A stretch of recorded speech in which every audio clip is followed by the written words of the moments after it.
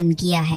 یوسف علیہ السلام بچے تھے جب انہوں نے اپنے باپ یعقوب علیہ السلام سے ذکر کیا، ابا میں نے 11 ستاروں اور سورج چاند کو خواب میں دیکھا ہے کہ وہ سب مجھے سجدہ کر رہے ہیں۔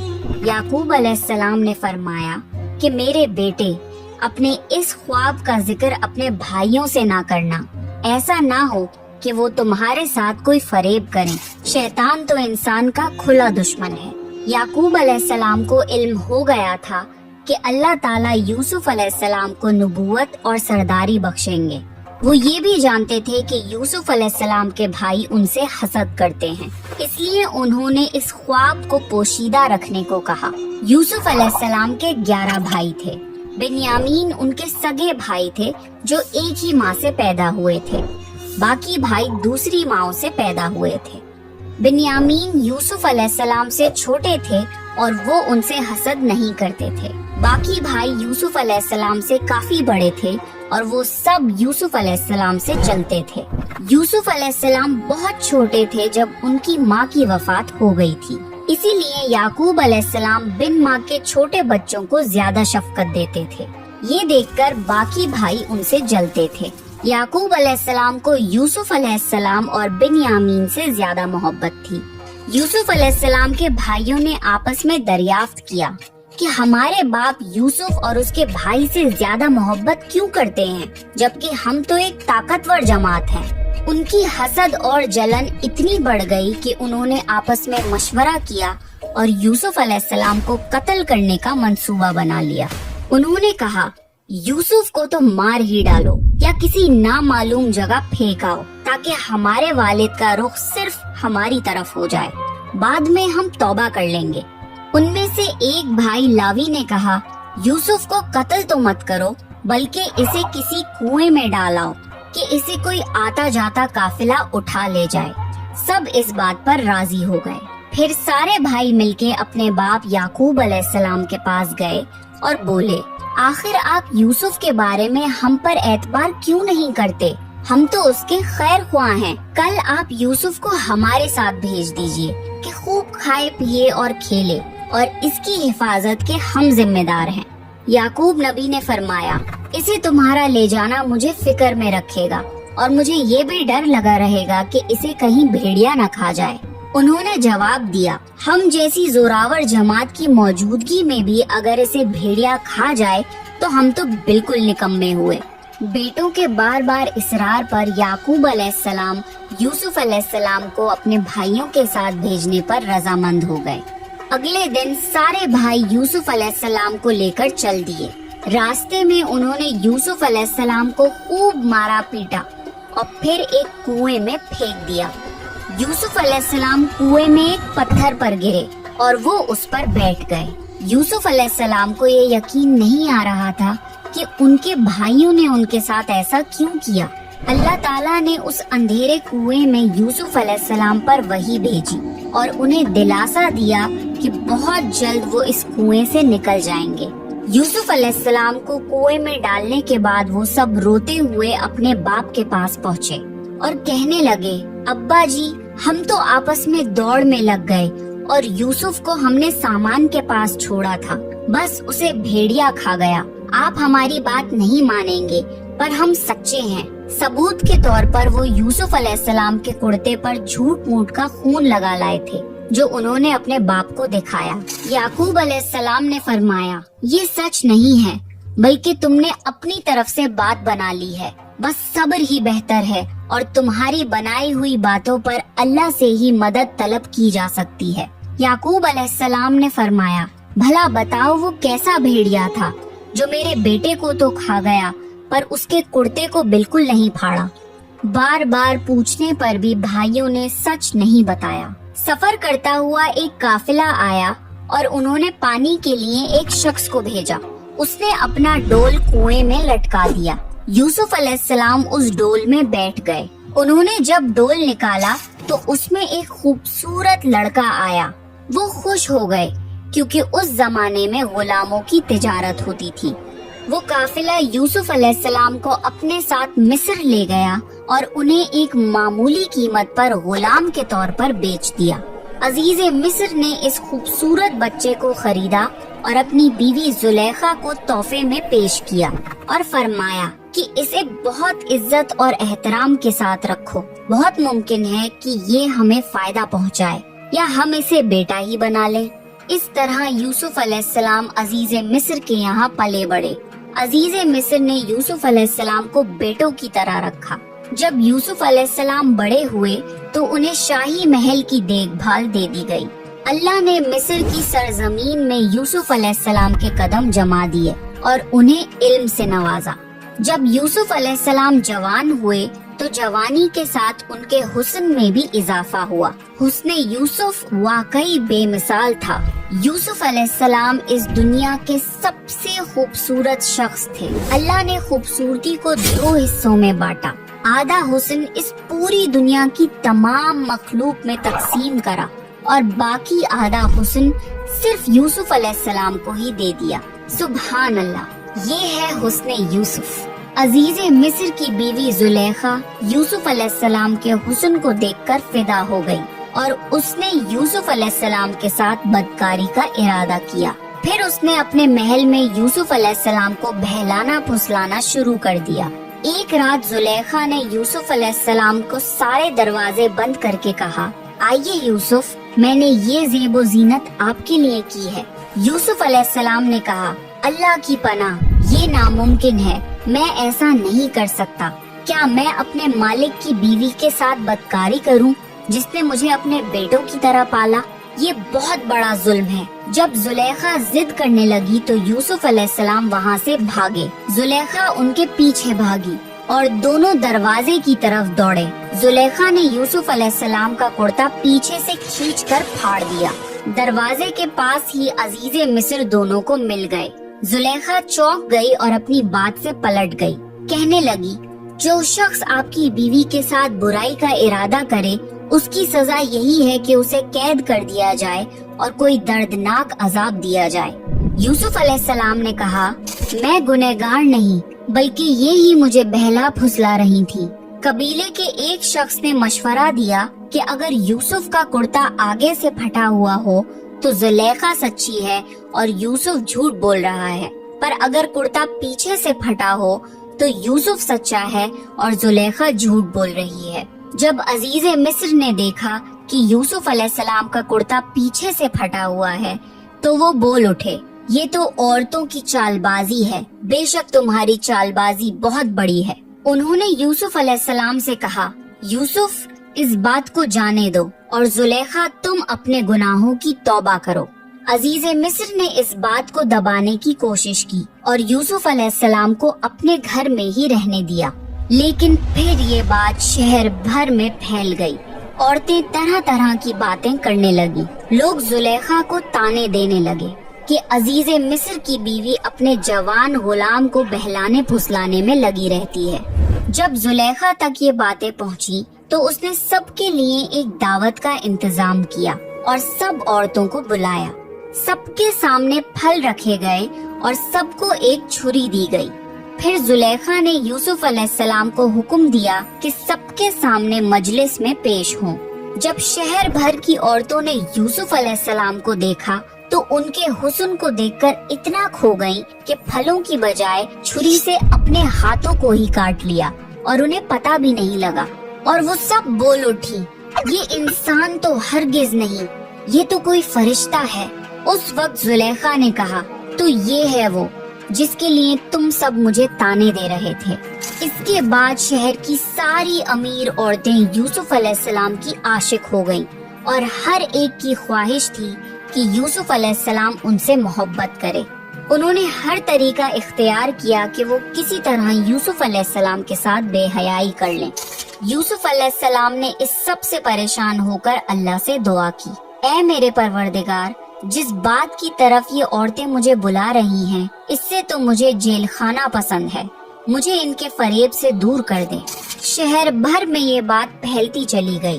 تب زلیخا اپنے شوہر کے پاس گئی اور کہا، اب کیا کیا جائے، معاملہ بہت پھیل گیا ہے، اس بات کو دبانے کے لیے کچھ کرنا چاہیے۔ عزیز مصر نے اپنی اور اپنی بیوی کی عزت بچانے کے لیے یوسف علیہ السلام کو قید خانے میں ڈلوانے کا فیصلہ کیا۔ پھر یوسف علیہ السلام پر بدکاری کی تہمت لگا کر انہیں قید خانے میں ڈلوا دیا گیا۔ قید خانے کے لوگ جان چکے تھے کہ یوسف علیہ السلام بہت نیک ہیں۔ اس جیل میں 2 لوگوں نے خواب دیکھے اور ان خواب کی تعبیر کے لیے وہ یوسف علیہ السلام کے پاس آئے۔ ان میں سے ایک نے کہا کہ میں نے اپنے آپ کو خواب میں شراب نکالتے ہوئے دیکھا ہے، اور دوسرے نے کہا کہ میں نے اپنے آپ کو دیکھا ہے کہ میں اپنے سر پر روٹیاں اٹھائے ہوئے ہوں جسے پرندے کھا رہے ہیں۔ ہم چاہتے ہیں کہ آپ ہمیں ان خوابوں کی تعبیر بتائیں۔ یوسف علیہ السلام نے سوچا کہ یہ دین کی دعوت دینے کا بہترین موقع ہے۔ انہوں نے سب کو ایک اللہ کی عبادت کرنے کی دعوت دی۔ پھر انہوں نے فرمایا، میں تمہیں یہ بھی بتا سکتا ہوں کہ آج تم سب کو قید خانے میں کون سا کھانا دیا جائے گا، اور یہ علم مجھے میرے رب نے دیا ہے۔ پھر جو کھانا یوسف علیہ السلام نے بتایا تھا وہی کھانا سب کو دیا گیا۔ سب حیرت زدہ تھے اور یوسف علیہ السلام پر ان کا یقین اور بڑھ گیا۔ پھر یوسف علیہ السلام نے ان کے خواب کی تعبیر بتائی کہ تم میں سے ایک تو اپنے بادشاہ کو شراب پلانے پر مقرر ہو جائے گا، لیکن دوسرے کو سولی پر چڑھا دیا جائے گا اور پرندے اس کا سر نوچ نوچ کر کھائیں گے۔ تعبیر سن کر ان میں سے ایک قیدی کہنے لگا کہ میں نے تو یہ خواب دیکھا ہی نہیں۔ اس پر یوسف علیہ السلام نے فرمایا، یہ اللہ کا فیصلہ ہے اور تبدیل نہیں ہو سکتا۔ اور اس میں سے جو دوسرا تھا اس سے یوسف علیہ السلام نے فرمایا کہ اپنے بادشاہ سے میرا ذکر ضرور کرنا۔ اللہ کو یہ بات بالکل پسند نہیں آئی کہ اللہ کی بجائے یوسف علیہ السلام نے بادشاہ سے سفارش لگوانا چاہی۔ یوسف علیہ السلام کو اپنی غلطی کا احساس ہوا اور انہوں نے اللہ سے فوراً معافی مانگی۔ اللہ نے انہیں معاف کر دیا، پر قید خانے میں ان کی سزا کا وقت بڑھا دیا۔ پھر جیسی یوسف علیہ السلام نے تعبیر کی تھی ویسا ہی ہوا۔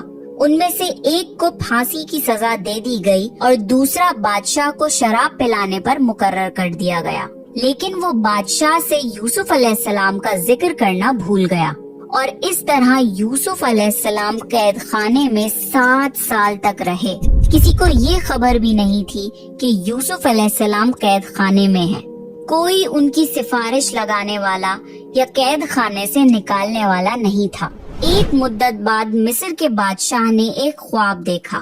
بادشاہ نے کہا، میں نے خواب میں دیکھا ہے کہ 7 موٹی تازی فروا گائیں ہیں جن کو 7 دبلی پتلی لاغر گائے کھا رہی ہیں، اور 7 بالیاں ہیں ہری ہری اور دوسری 7 بالکل خشک۔ یہ خواب بادشاہ کو لگاتار آتا تھا اور اس خواب نے بادشاہ کو پریشان کر دیا۔ بادشاہ نے سارے درباریوں اور بڑے بڑے پجاریوں کو بلایا۔ میرے اس خواب کی تعبیر بتاؤ اگر تم خواب کی تعبیر بتا سکو تو۔ شہر کے نامی گرامی پجاریوں نے خواب کی تعبیر کرنے کی کوشش کری، پر وہ کچھ بھی تعبیر نہ کر پائے، اور بادشاہ سے یہ کہہ دیا، یہ تو پریشان کرنے والا معمولی سا خواب ہے۔ پھر بھی بادشاہ کو یہ خواب لگاتار آتے رہے۔ پھر بادشاہ کو شراب پلانے والے قیدی کو یوسف علیہ السلام یاد آئے کہ وہ خوابوں کی تعبیر کرتے ہیں۔ اس نے بادشاہ کو یوسف علیہ السلام کے بارے میں بتایا اور قید خانے جانے کی اجازت مانگی۔ پھر وہ قید خانے گیا اور یوسف علیہ السلام سے مل کر بادشاہ کے خواب کا ذکر کیا۔ تب یوسف علیہ السلام نے خواب کی تعبیر بتائی کہ اب جو 7 سال آئیں گے اس میں بہت بارش برسائی جائے گی اور فصل بہت اچھی ہوگی۔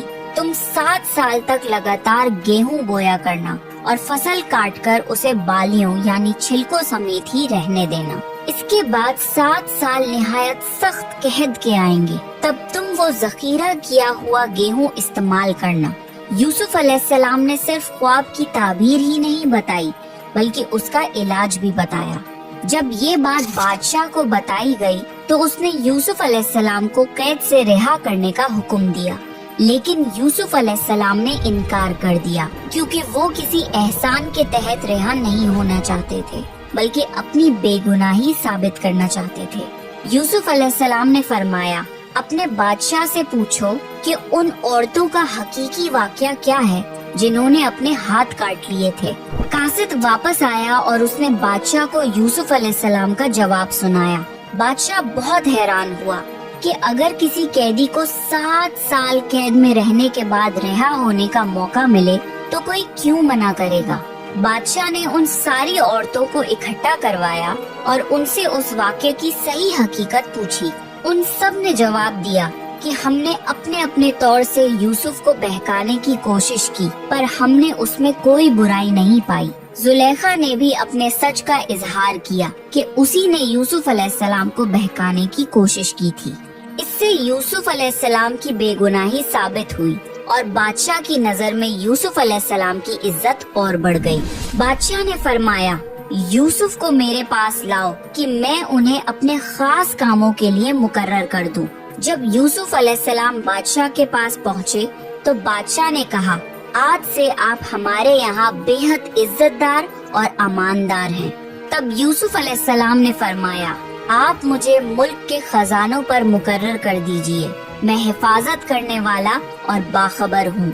बादशाह ने यूसुफ अलैहिस्सलाम को मुल्क का मुकम्मल इख्तियार दे दिया और एक वक्त ऐसा आया कि बादशाह को यूसुफ अलैहिस्सलाम से ज्यादा भरोसेमंद और अजीज और कोई न था। इस तरह मुल्क के तमाम मामलात यूसुफ अलैहिस्सलाम के इख्तियार में आ गए और खैर और बरकत के 7 साल शुरू हो गए। यूसुफ अलैहिस्सलाम ने उन 7 साल खूब फसल उगाने का हुक्म दिया और एक खास तरीके से जखीरे को छिलकों समेत महफूज करवाया।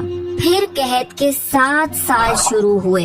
इस कहत ने न सिर्फ मिस्र को बल्कि फिलिस्तीन वगैरह के इलाकों को भी अपनी लपेट में ले लिया। अब क्योंकि मिस्र बहुत खुशहाल था और यूसुफ अलैहिस्सलाम ने 7 साल गेहूं बचा कर रखा था, इसलिए लोग मिस्र आने लगे।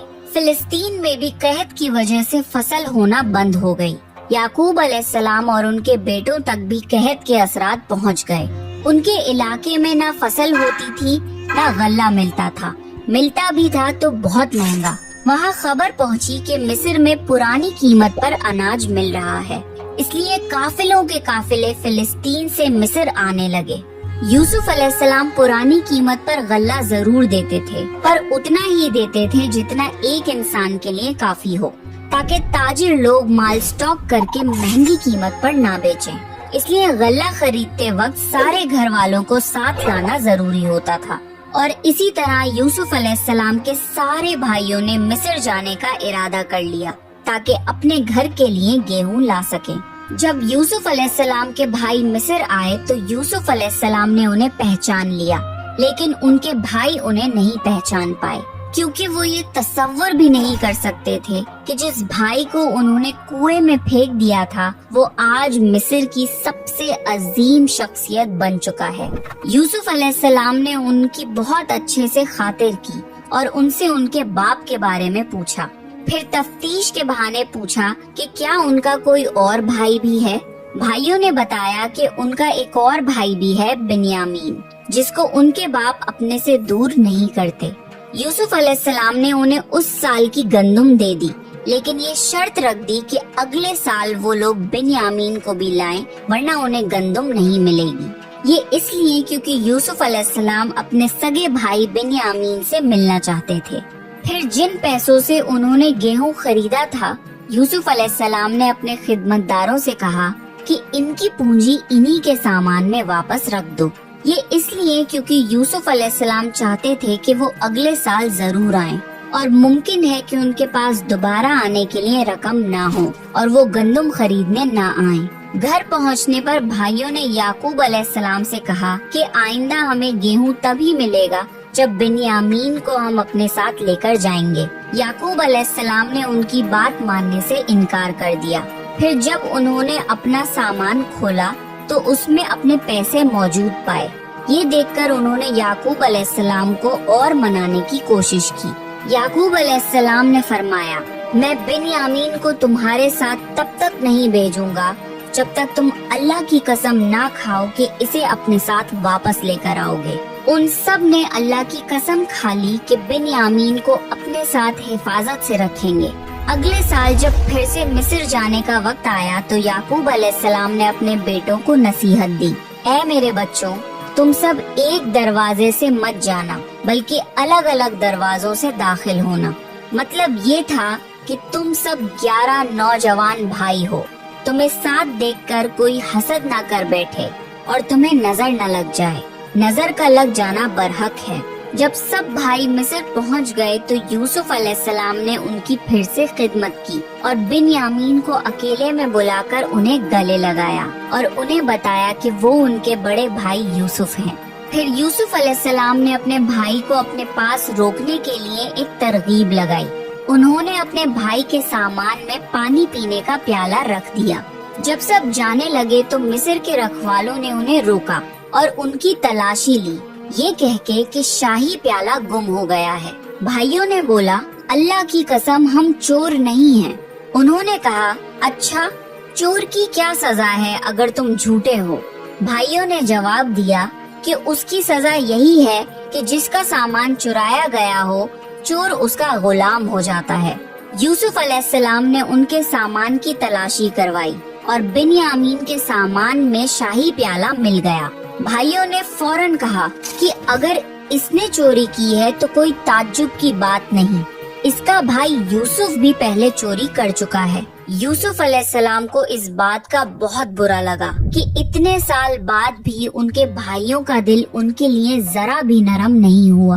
یوسف علیہ السلام نے اس بات کو دل میں ہی رکھ لیا اور صرف یہ کہا کہ آپ لوگ بہت برے ہو اور جو کچھ آپ بیان کرتے ہو اس کا اللہ ہی گواہ ہے۔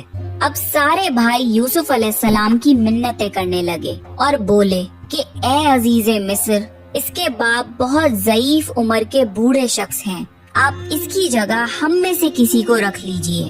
یوسف علیہ السلام نے فرمایا کہ گنہگار کے سوا ہم کسی اور کو گرفتار نہیں کر سکتے، یہ ناانصافی ہوگی۔ وہ سب بھائی بے حد پریشان ہو گئے اور آپس میں مشورہ کرنے لگے کہ ہم بنیامین کو چھوڑ کر کیسے واپس جائیں، ہم نے تو اپنے باپ کو قسم دی ہے۔ ان میں سے ایک بھائی لاوی نے بولا کہ پہلے بھی ہم اپنے باپ کو یوسف کے متعلق تکلیف دے چکے ہیں، مجھ میں ہمت نہیں کہ اس بار بھی ان کا سامنا کروں، اس لیے میں یہاں سے نہیں جاؤں گا، تم سب واپس چلے جاؤ۔ جب سارے بھائی فلسطین واپس پہنچے تو بنیامین کے واپس نہ آنے پر یعقوب علیہ السلام بہت رنجیدہ ہو گئے۔ یوسف علیہ السلام کو وہ پہلے ہی کھو چکے تھے اور اب ایک اور بیٹے بنیامین کی جدائی ان سے برداشت نہیں ہوئی۔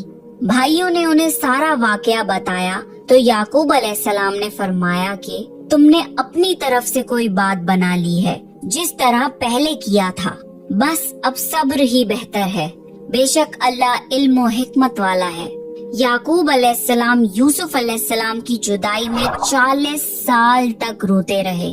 وہ بنیامین میں یوسف علیہ السلام کی جھلک دیکھ کر اپنے آپ کو دلاسا دیتے تھے، پر جب بنیامین بھی ان سے چھن گیا تو یہ ان کے صبر کا سب سے بڑا امتحان تھا۔ یوسف علیہ السلام کی یاد میں رو رو کر ان کی آنکھیں ویسے ہی کمزور ہو گئی تھیں، لیکن اس صدمے کی وجہ سے وہ اتنا روئے کہ ان کی بینائی چلی گئی اور ان کی آنکھیں سفید ہو گئیں۔ بنیامین کے نہ آنے پر انہوں نے بولا، ہائے یوسف! یہ سن کر سارے بھائی چڑ گئے اور بولے، آپ ہمیشہ یوسف کو ہی یاد کرتے رہیں گے، یہاں تک کہ آپ جان ہی دے دیں گے۔ اس پر یعقوب علیہ السلام نے فرمایا، میں تو اپنے غم اور تکلیف کا اظہار اللہ ہی سے کرتا ہوں اور اللہ ہی کی طرف سے وہ باتیں جانتا ہوں جو تم نہیں جانتے۔